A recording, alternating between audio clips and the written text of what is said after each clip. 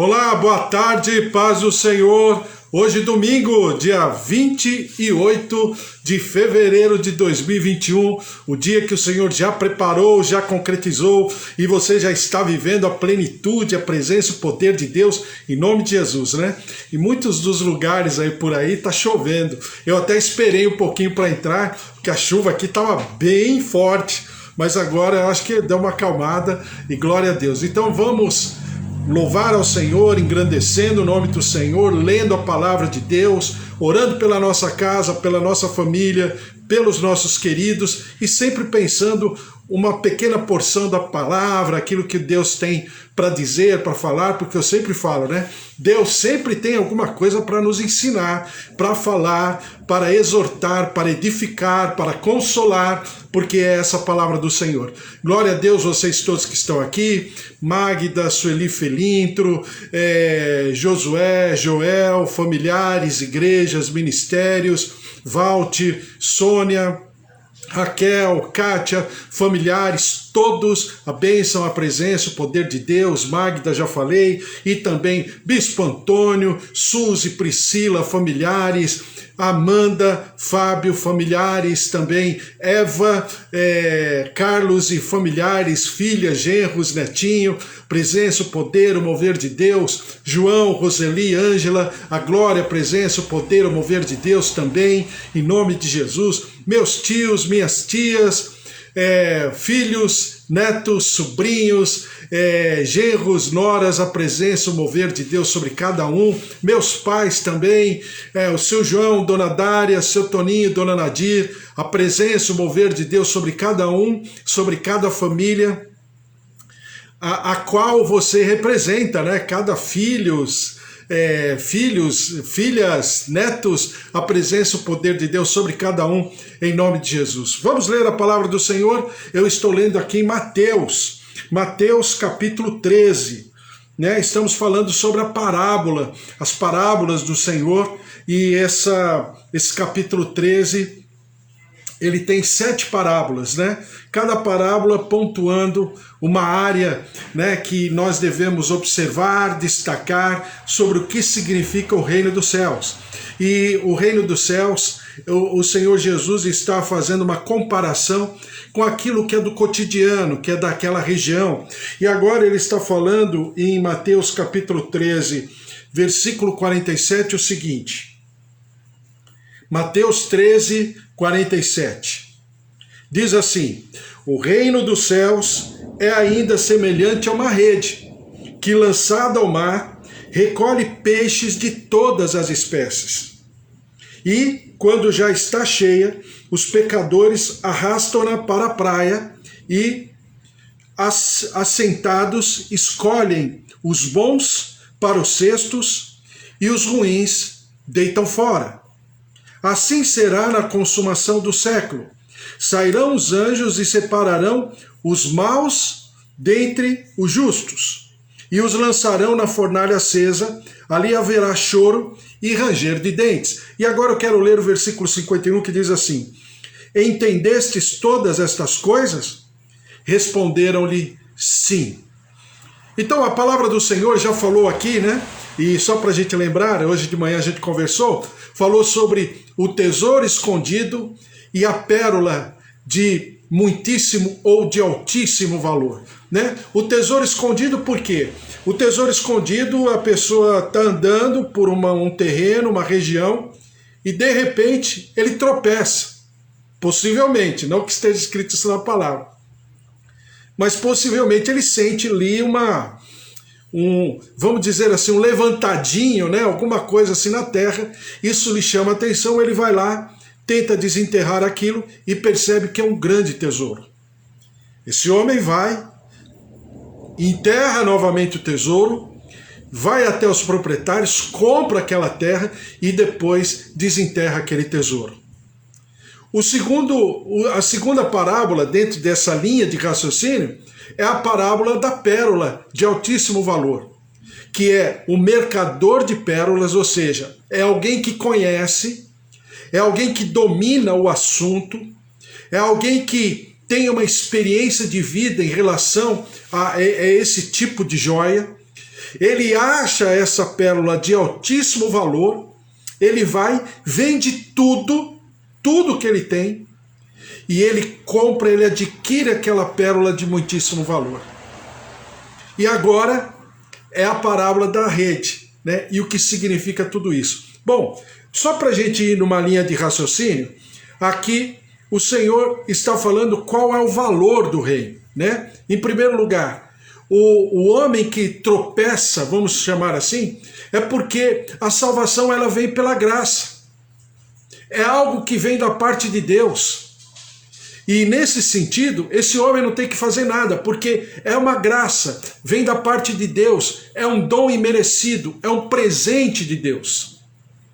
Mas, obviamente, né, esse homem deseja ter aquele tesouro. Então ele vende tudo, com certeza, para comprar aquele terreno por causa daquele tesouro. Então a Bíblia fala que ele prioriza esse tesouro. E ele não se importa, vamos dizer assim, com o preço daquela terra, daquele terreno ou daquela propriedade. Porque o foco dele, o objetivo dele é adquirir aquele tesouro, porque aquele tesouro foi apresentado, vamos dizer assim, de graça. Mas isso não significa que não tenha sacrifício, que não tenha valor, que não tenha algo, né, reunido naquele tesouro que ele não deseje e que ele não vai buscar, que é exatamente a salvação e a conversão. Se a salvação ela vem de graça, porque a graça é de graça, ela é um dom imerecido, ela vem da parte de Deus, isso não significa que eu não tenha que me sacrificar, no sentido de depreciar todos os meus valores, banalizar todos os meus absolutos, por causa daquele tesouro, porque tudo que eu tenho e tudo que eu sou não custa nada em relação àquele tesouro. Já a pérola, a Bíblia fala que agora é um outro tipo de pessoa. É alguém que conhece daquele comércio. É alguém que sabe, eu falei para você de manhã, né? A pérola não tem o valor, né? O valor em si, como tinha naquela época. Por quê? Porque a pérola era na época, principalmente na região, era a joia de maior valor. Hoje em dia não. A pérola já não tem, assim, vamos dizer, tanto valor como algumas pedras preciosas, como algumas joias. Até porque essas joias, essas pedras preciosas, elas foram acrescidas em centenas de vezes mais por causa da lapidação, por causa da qualidade da pedra, né? Enquanto naquela época não havia tanta delicadeza na lapidação, tinha lapidação, mas não era um trabalho de artista, como é nos dias de hoje. Então, a pérola era uma joia mais, vamos chamar assim, mais terminada, né? Era uma joia mais completa. Então, a pérola ela custava muito caro. E não bastasse isso, a pérola também, ela fazia parte da indumentária de uma roupa, né? de uma pessoa rica. Só tinha pérola quem era muito rico, não era pouco rico, era muito rico. E a Bíblia fala que esse homem, ele não apenas conhece, né, do produto, do material, mas ele também negocia a pérola. Ele é o negociador de pérolas. E a palavra do Senhor diz o quê? De que ele vendo aquela pérola, ele vai e vende tudo. Ou seja, ele não tem, vamos dizer assim, qualquer reserva de mercado em colocar tudo à exposição para vender, para adquirir aquela pérola, porque ele conhece.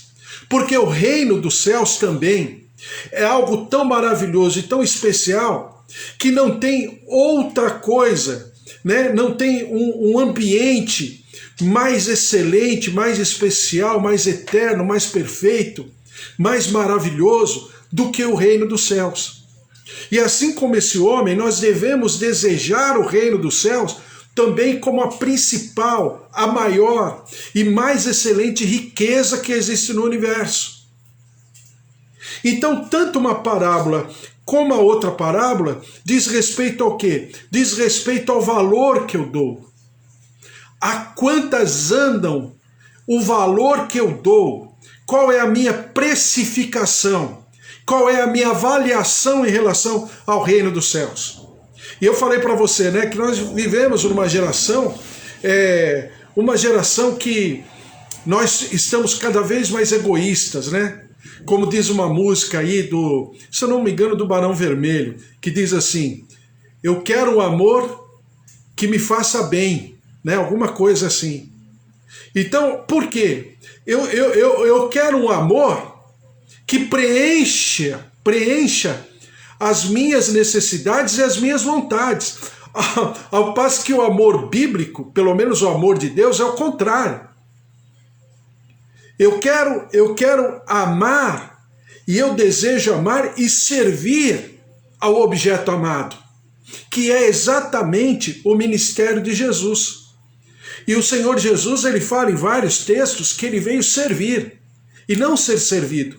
Então é exatamente o que significa o reino. O reino significa esse ambiente onde eu quero servir, eu quero prestar toda a minha vida, tudo que eu tenho, tudo que eu sou, por esse reino, pela manifestação desse reino, pela ação desse reino, por tudo aquilo que esse reino, que eu não sei nem verbalizar, eu não tenho como dentro do meu limite, dentro da minha pequena consciência, pequena razão, mas que o Senhor promete é uma vida em abundância. E vida em abundância, aos olhos da Trindade, aos olhos perfeitos, eternos, maravilhoso, poderoso da Trindade, com certeza será um local assim, um ambiente muito especial. Então, quando eu falo em ter uma aliança com Deus, não é apenas para eu, quando morrer, ir para o céu, mas é viver esse reino, é ter acesso a esse ambiente, a uma vida abundante que está muito além daquilo que eu possa pensar ou imaginar. Então o Senhor Jesus, e eu falava, né? O Senhor Jesus, ele pagou o alto preço por mim, por você, mas ele também pagou um alto preço para que esse reino se manifestasse. E agora, nessa linha, né? Agora o Senhor Jesus já terminando esse pacote de parábolas, né? As 7 parábolas de Mateus capítulo 13, ele terminando esse pacote, ele nos remete ao, vamos dizer assim, ao tema inicial, a mãe de todas as parábolas, que é a parábola do semeador, né? No sentido de que nós devemos entender a parábola do semeador para que possamos avaliar, discernir as outras parábolas. E essa parábola, ela nos remete, ela nos leva novamente àquilo que diz a parábola do semeador, né? Então ela diz assim: o reino dos céus é ainda semelhante a uma rede que, lançada ao mar, recolhe peixes de toda espécie. E quando já está cheia, os pecadores arrastam-na para a praia e, assentados, escolhe os bons para os cestos e os ruins deitam fora. Bom, em primeiro lugar, vamos pensar nessa rede. Possivelmente essa rede é aquela rede que hoje em dia se chama de tarrafa, né? E o que é a tarrafa? A tarrafa é uma rede comprida, né? Uma boa parte das vezes, como era naquela época, não passava de largura, né? Não passava de 2 metros, 2,5 metros. Mas era uma rede muito comprida. Geralmente, e naquele momento, naquela época, naquele cotidiano hebraico, também não era muito diferente, uma rede chegava a 50 metros. Hoje em dia, uma rede dessa chega a 100 metros. Por quê? Era uma rede que, como nos dias de hoje, se colocava duas estacas, né, na areia, bem assim na margem do mar ou do rio, né? No caso aqui desse mar é o mar de água doce, então chama Lago de Tiberíades, mas também chama Mar da Galileia ou Mar de Genezaré, né? Então se colocava duas estacas distantes uma da outra, né? Numa linha reta, distante, e aí se amarrava essa rede e um pescador ou vários pescadores com barco pegava a ponta daquela rede e abria assim como se fosse um meio círculo, né? E levava essa rede mais para distante da margem e deixava aquela rede ficar estacionada e depositada. Depois de um certo momento, e aí quem entende de maré, né, quem entende de pescaria, sabe qual o momento melhor, essa rede era puxada por pescadores ali na margem, que estão em terra firme, e puxava, e aí essa rede ia como que fazendo um arrastão, né? Arrastando tudo e trazendo esses peixes para a margem. Ou, né, essa rede era colocada em 2, 3 barcos, né? De uma ponta e de outra ponta, a mesma coisa. E fazia essa barriga, né? Essa grande barriga, e aí levava a rede para distante da margem, essa rede ficava depositada e depois esses barcos puxavam as pontas das redes com 3, 4, 5 barcos e colocava essa rede e ia chacoalhando, e essa rede tinha bastante coisa e claro com peixes também. Só que a trança, né? A trança não podia ser muito aberta, né? Então a trança era mais ou menos fechadinha. Então fazia o quê? Trazia tudo. E é exatamente o que Jesus está falando, né? Por quê? Porque na lei de Moisés, lá no livro de Levíticos, diz que o povo só poderia se alimentar de peixes que tinham, né, barbatanas e escamas. Ou seja, outro tipo, né? Aqui lógico, né? No conhecimento, né? Do que significa a população marinha, né? Mas não tinha um vocabulário muito aguçado, então vivia na água, chamava de peixe. Mas na verdade, o que Moisés está destacando é que o povo só deveria se alimentar de peixes que não fossem, vamos chamar assim, que não tinha na sua dieta a dieta de restos. Então, crustáceos, tipo camarão, lagosta, ostras e outros animais, né, que se alimentam principalmente do fundo dos rios ou do fundo do mar, né? Então, esses seres vivos, né, marítimos, eles não poderiam fazer parte da dieta judaica, mas só os peixes que tinham escamas e que tinham barbatanas. Então, quando Jesus está falando dessa parábola, ele está falando de um processo que todo mundo conhecia. E se arrastava essa rede, e essa rede com certeza trazia tudo. E precisava haver vamos dizer assim, um controle de qualidade. Está escrito aqui. E quando já está cheia, os pescadores arrastam-na para a praia e, assentados, escolhem os bons para os cestos e os ruins deitam fora. Então diz aqui, escolhem os bons para os cestos e os ruins deitam fora. Então, é exatamente o que o Senhor está falando sobre o reino dos céus.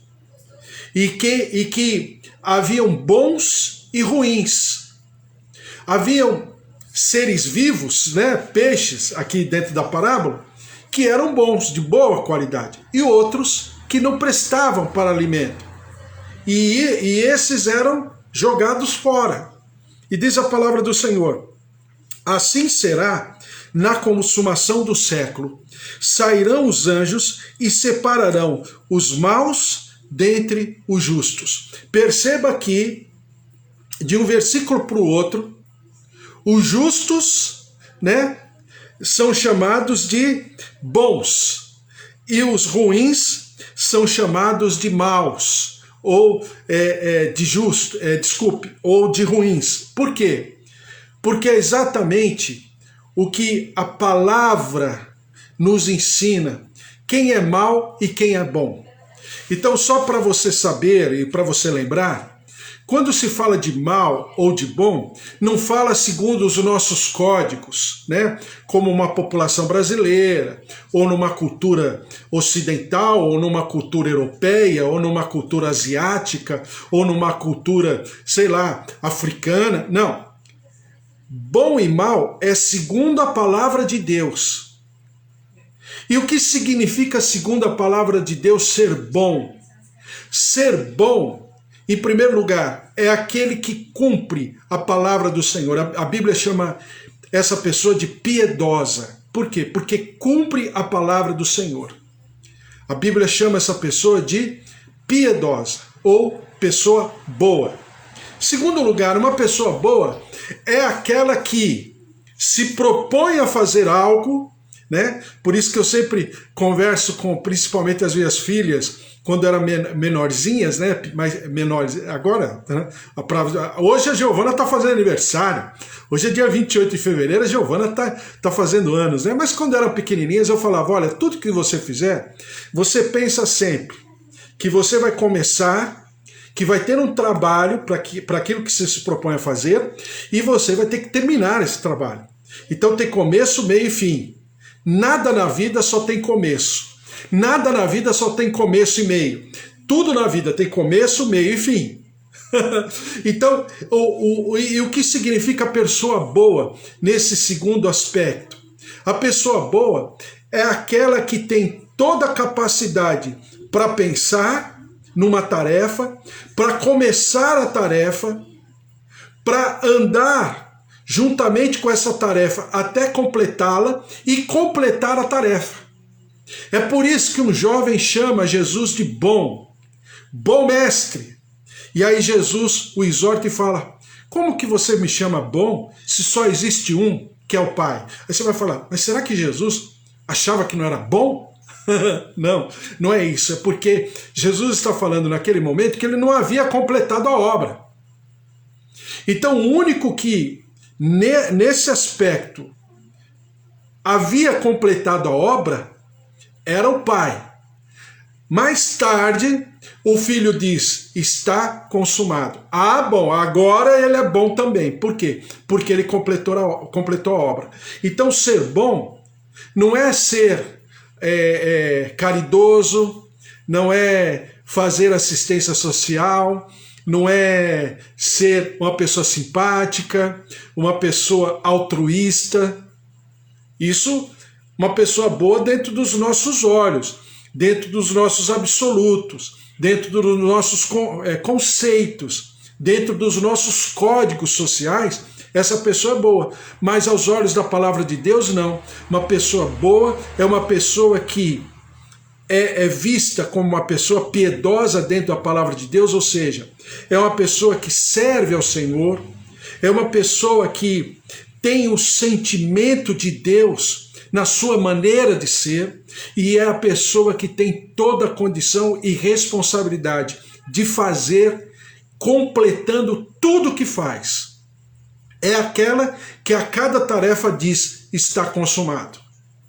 Então ser bom é não apenas conhecer a palavra, não apenas expressar a palavra, mas é aquele que operacionaliza a palavra de uma maneira, vamos chamar assim, procurando ser perfeito. Não que consiga, mas como diz Paulo, a gente leu de manhã, Filipenses 3, prossegue para o alvo. Então essa pessoa é boa aos olhos divinos, aos olhos daquela cultura, quando ela cumpre, quando ela conhece, quando ela se propõe a cumprir os estatutos do Senhor. Essa é uma pessoa boa. E a pessoa má? É a pessoa que faz crueldade? É a pessoa que, trata as pessoas com má educação e tal? Não, pode ser essa pessoa pode ser encarada como má, exatamente a mesma coisa. Dentro de uma sociedade, dentro dos nossos códigos de valores, dentro de um costume, dentro de uma cultura brasileira, aí pode ser má. Mas a pessoa má aos olhos de Deus é aquela que não cumpre a palavra, que não observa a palavra e que não se propõe a agir, a operacionalizar essa palavra no seu cotidiano. Então essa é uma pessoa má. Você entendeu? Então essa rede, que é exatamente a aferição, como se fosse o controle de qualidade do céu, ela vai trazer tudo, porque essa rede significa o Evangelho. O Evangelho é pregado a todos, tal qual a palavra, né, na parábola do semeador, quando a Bíblia fala que a semente ela é levada e até cai à beira do caminho. Por quê? Porque é grande quantidade. A palavra está sendo distribuída até a beira do caminho. Agora, a recepção dessa palavra, a absorção dessa palavra é que merece da minha parte uma responsabilidade, uma seriedade. E a palavra do Senhor diz que essa rede vai pegar a tudo. Depois vai chegar um dia de que esses peixes, ou seja, essas pessoas que ouviram, que tiveram acesso à graça, né? Aquilo que diz na palavra, que viveram tudo aquilo que Deus tem na sua graciosidade, que Deus derramou, porque a Bíblia fala, o sol brilha e o sol acontece sobre maus e sobre bons. A chuva cai sobre maus e sobre bons. Por quê? Porque nosso Deus é um Deus que faz o bem. Ele é um ser gracioso. Ele é um ser bondoso. Mas existe sim, em dado momento, né, de todo o tempo divino, em que haverá uma aferição. E de alguma maneira, e que isso significa e se chama julgamento, ou julgamento final, ou juízo final, aquele momento é o momento em que se levantará e se escolherá um grupo e outro grupo. E Jesus está falando isso a todo momento. Eu já falei para você, né? Jesus é a pessoa da Bíblia que mais fala sobre juízo final, sobre inferno, sobre céu, sobre julgamento. É o que mais fala de todos os escritores da palavra de Deus, dos 40 escritores. Jesus é o que mais fala e toca nesses temas. Porque não são temas fáceis, não são temas palatáveis ao primeiro momento, mas é uma realidade. E o Senhor está falando aqui dessa rede exatamente nos chamando a atenção. E diz a palavra, assim será na consumação do século. Sairão os anjos e separarão os maus dentre os justos. E os lançarão na fornalha acesa. Ali haverá choro e ranger de dentes. Veja só que os anjos só terminarão a tarefa junto aos maus, porque a Bíblia fala que eles lançarão na fornalha, mas os justos não, nem os anjos podem tocar nos justos. Por quê? Os justos pertencem ao Senhor. A Bíblia diz que os justos, né, na parábola do joio e do trigo, a gente acabou de ler esses dias, então os justos serão levados, né, ao celeiro do seu Senhor. Quem é? Jesus Cristo. Então, o que o Senhor está falando aqui? Que o reino dos céus tem o seu valor. Que o reino dos céus tem o seu desenvolvimento. Né? A parábola do grão de mostarda e a parábola do fermento. Então, o reino dos céus é algo vivo, é algo proativo, é algo que cresce no nosso interior. Não é apenas um ambiente que que é colocado, não, ele cresce, ele se desenvolve, ele é como uma semente de mostarda, ele é como fermento numa massa que depois de algum tempo leveda, ou seja, faz crescer.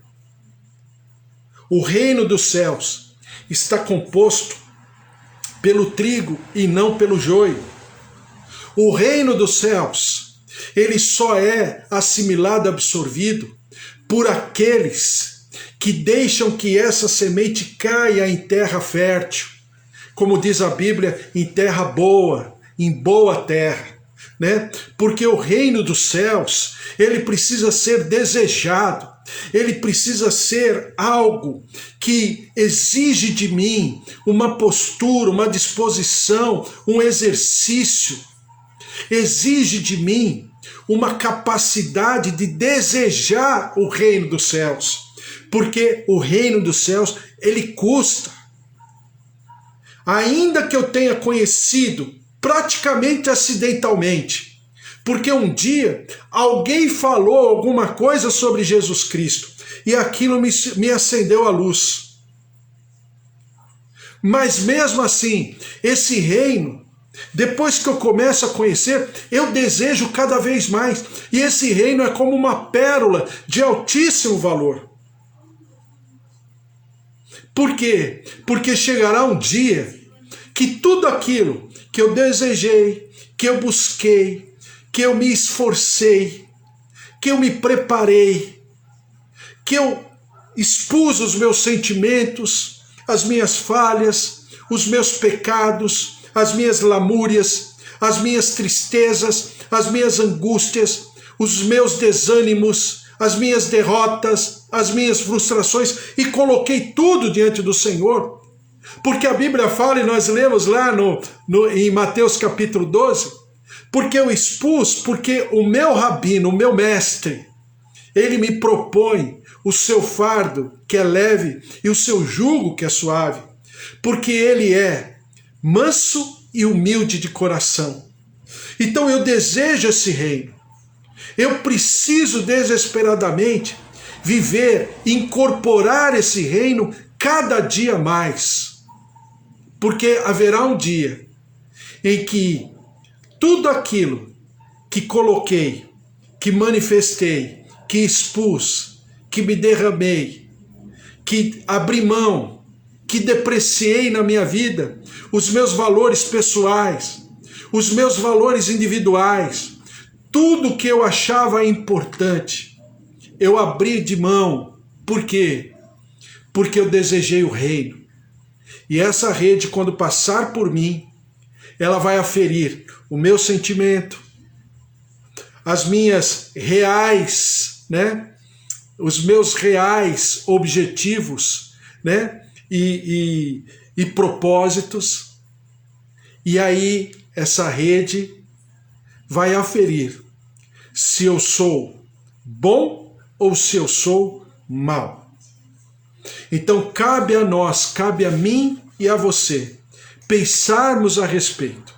Lembra que eu falei para você de manhã?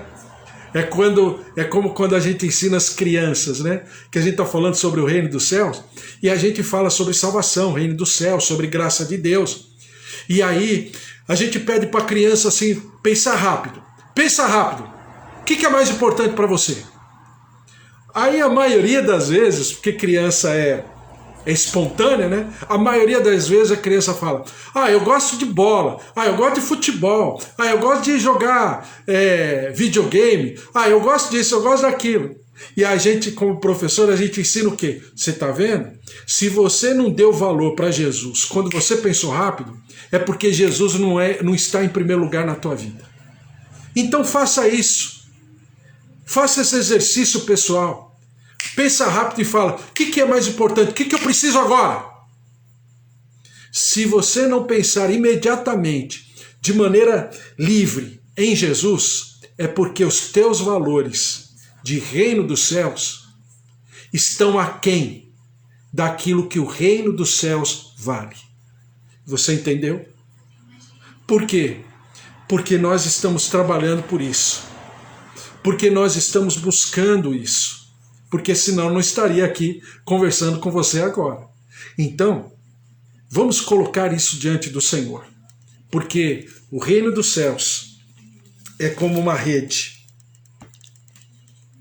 que, lançada ao mar, recolhe peixes de todas as espécies. Mas depois, essa rede volta para a praia. E depois dela voltar para a praia, os anjos do Senhor vão separar, né, os maus dos bons. E em que cesto eu estarei? A qual cesto eu pertencerei? E eu acho tão bonito o versículo de Jesus quando ele diz assim, em Mateus 13, versículo 51. É um texto muito bonito, diz assim: entendestes todas estas coisas? Responderam-lhe sim. Veja só, aquele que falou que a parábola é um mistério, e na verdade não é um mistério, é apenas uma mensagem, né, criptografada, como dizem hoje, mas não é um mistério. Por quê? Porque se eu quiser e desejar, Deus vai falar. O Espírito Santo, ele está, a Bíblia fala que ele é o penhor da minha salvação, ele está à minha disposição. Por incrível que pareça, a terceira pessoa da Trindade, que tornou possível todo o firmamento, numa palavra que operacionalizou aquilo que o Pai verbalizou, o Espírito Santo de Deus, ele está para me convencer do pecado, da justiça e do juízo. O Espírito Santo de Deus está para me ensinar e falar, glorificando ao Senhor Jesus Cristo. O Espírito Santo de Deus está para me ensinar. Então, eu tenho esse espaço, esse momento. Nós temos esse espaço, esse momento. E isso é muito precioso. Quantos não queriam ter esse momento, essa fração de minutos para pensar de maneira responsável, amadurecida, apaziguada, o que significa o reino dos céus para mim? Qual é o valor que eu dou? Qual é a importância que eu dou para como Mateus chama, né, o reino dos céus? Então, é exatamente isso que Jesus está falando. E ele fala assim no versículo 51, vocês entenderam? Olha a preocupação de Jesus. É Jesus, o Senhor Jesus, perguntando para você, você entendeu? Será que o Senhor Jesus, a palavra de Deus, se fizeram entender? Você ficou com alguma dúvida? A parábola do semeador, a parábola do joio e do trigo, a parábola do grão de mostarda, a parábola do fermento, a parábola do tesouro escondido, a parábola da pérola e agora a parábola da rede. 7 parábolas. Você entendeu? Ficou alguma dúvida? Será que o Senhor Jesus, em algum momento, a palavra de Deus, ou eu mesmo que estou sendo agora o porta-voz, o relator de todo esse momento, será que nós nos fizemos entender o que significa o reino dos céus? E o quanto custa para você? Qual é o valor que você dá? O quanto, né? O quanto está, né? Vamos chamar assim, como é que é, na bolsa de valores do teu coração? O quanto as ações do reino dos céus custam para você? Quanto você pagaria? O negociante de pérolas, a Bíblia diz que ele foi e vendeu tudo. Tudo. Por quê? Porque é exatamente isso. O reino dos céus precisa custar para mim tudo. Não que eu vá conseguir pagar, não. Porque custa mais caro do que o que eu tenho. Eu sempre serei devedor. porque o reino dos céus é muito mais caro do que isso. Mas eu estou disposto a pagar tudo da minha vida, tudo que eu tenho, tudo que eu sou, tudo que eu já fiz, tudo que eu estou fazendo, tudo que eu farei, tudo que eu serei, tudo que eu estarei fazendo. Eu serei eternamente, nesse sentido, endividado. Por quê? Quem pagou a conta, quem continua pagando a conta e quem continua falando assim para mim, deixa para lá, vamos embora, é Jesus Cristo. Ele pagou a conta. Então, quando eu vivo o reino dos céus, eu nada mais, nada menos estou fazendo aquilo que me cabe fazer. Vender tudo, entregar tudo, em nome desse ambiente celestial. Olha que palavra maravilhosa, né? Jesus, eu vou para o Pai preparar-vos lugar, e voltarei para vos buscar. E aonde eu estiver, vocês estarão comigo. Palavra maravilhosa. Esse é o reino. É um lugar tão bonito, um ambiente tão maravilhoso, que o Senhor está falando que Ele está nos preparando esse ambiente muito especial para que um dia essa rede possa nos buscar e possa nos levar essa presença maravilhosa do grande pescador, do grande pastor, do grande Rei dos Reis e Senhor dos Senhores, Jesus Cristo, o autor e consumador da nossa fé. Vamos orar? Colocar diante do Senhor nossa casa, nossa família, os nossos queridos, agradecendo pelos aniversariantes do mês, do momento, e também pela Gigi, né? A Gigi está fazendo aniversário, mais um ano de vida, mais um ano que o Senhor está lhe dando de oportunidade de viver a presença, o poder, a palavra, a vontade do Senhor, porque a vontade do Senhor é boa, perfeita e agradável, em nome de Jesus. Vamos orar. Senhor, nosso Deus, nosso Pai, nós te agradecemos e te louvamos e te engrandecemos pela palavra que o Senhor tem nos dado, pela oportunidade que temos de pensarmos a respeito, de uma maneira tranquila, dentro dos nossos ambientes, nossa casa, tudo maravilhoso, internet, a Ti todo louvor, toda honra e toda glória.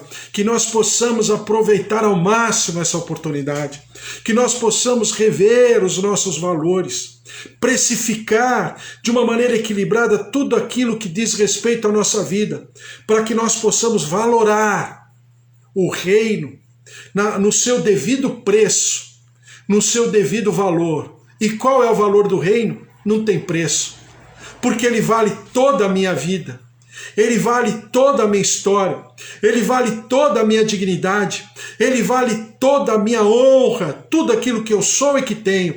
Esse é o reino dos céus. E que nós vivamos esse reino dos céus à flor da nossa pele, por onde formos, por onde estivermos, esse reino se manifeste, esse reino se estabeleça, esse reino seja inaugurado, instaurado por causa das nossas vidas, nossas atividades, onde estivermos, no nosso trabalho, no nosso cotidiano, na escola, nos estudos, na faculdade, no ambiente familiar, onde estivermos, esse reino seja inaugurado, instaurado e estabelecido por causa da nossa vida. Por isso, Senhor, prepara-nos, restaura-nos, restitua-nos, e que nós possamos ser reconstruídos em todos os nossos valores e vivamos essa plataforma de vida. O reino dos céus já é uma realidade sobre a nossa vida, a nossa casa, a nossa família. Nós te engrandecemos, por isso abençoa, Senhor, todos que estão aqui conosco, os filhos, os pais, o marido, a esposa, os avós, os tios, sobrinhos, genros, noras, a presença, o poder, o mover de Deus, visitando o nosso corpo, visitando o nosso organismo. Em tempos de pandemia, Senhor, nós te clamamos por aqueles que estão passando por esse momento e te engrandecendo por aqueles que já passaram. E por esses nossos irmãos queridos, familiares, que estão vivendo esse momento, Senhor, dá-lhes vigor, vitalidade, um organismo saudável, ó Deus, resistente na tua presença, no teu poder. Derrama-te, ó Deus, com a tua glória, visitando, ó Deus, artérias, coração, fígado, rins, Senhor, em nome de Jesus, pulmões, vias aéreas, vias respiratórias, ó Deus, tendões, juntas, articulações, circulação sanguínea, taxas, plaquetas, tireoide, olhos, ouvidos, recebam a vida, receba o poder da ressurreição, o mover da graça do Senhor sobre cada família, cada servo teu, cada serva tua, em nome de Jesus. Eu te peço, ó Senhor, pela graça, Solange, a Tati, também te peço pelo Márcio, tua graça, tua glória se derramando, tua graça, tua glória curando, visitando, tocando, renovando, restituindo, trazendo a cura, saúde, a ressurreição. E nós daremos sempre ao Senhor todo louvor, toda honra e toda glória. Senhor, derrama-te sobre o nosso país. Senhor, são mais de 250 mil famílias, só da pandemia, que estão agora enlutadas, desesperadas, impotentes, entristecidas, vivendo, ó Senhor, um sentimento de menos-valia, de uma série de coisas. Por isso, Senhor, derrama-te com teu consolo, com teu conforto, com a paz que excede o entendimento. E sobre nós, que já passamos pela Covid, e o Senhor nos permitiu ficarmos vivos, é sinal claro de que o Senhor tem uma obra, um propósito, e nós temos uma responsabilidade por estarmos vivos, por vivermos e por sermos a expressão máxima do teu reino aqui na terra. Por isso, toca, visita, ó Deus, o nosso Brasil seja alterado, transformado. Perdoa-nos no nosso pecado, nossa iniquidade, nossa transgressão. Perdoa-nos, ó Deus, pelo sangue do inocente que está derramado sobre essa terra. Perdoa-nos, liberta-nos, sara a nossa terra. E nós daremos sempre ao Senhor todo louvor, toda honra e toda glória em nome de Jesus. Amém. Amém? Que o amor de Deus Pai, a vida vitoriosa em Jesus Cristo e as consolações do Espírito Santo da promessa estejam sobre a tua vida, sobre a tua casa, sobre a tua família e os teus queridos. Nunca te falte o óleo, a marca do Senhor, a marca da vida abundante do Senhor em tudo que você fizer. Sabe por quê? Porque ninguém pode te separar do amor de Deus. Nada e ninguém, porque esse amor está manifesto em Jesus Cristo, o autor e consumador da tua fé. Por isso, que se Deus é por nós, quem será contra nós? E se o Senhor é o nosso pastor, de nada nós teremos falta. Amém? Glória a Deus, que você tenha um finalzinho de domingo maravilhoso, uma semana maravilhosa, um mês de março assim poderoso, onde o Senhor estará indo à frente da tua vida, te protegendo, te guardando, te abençoando, pavimentando o caminho de vitórias e conquistas, e ao Senhor seja dada toda a honra e toda a glória. Deus te abençoe, fique na paz. Um beijo para todos vocês. Um beijo, Eva, um beijo, Bispo Antônio, fiquem na paz.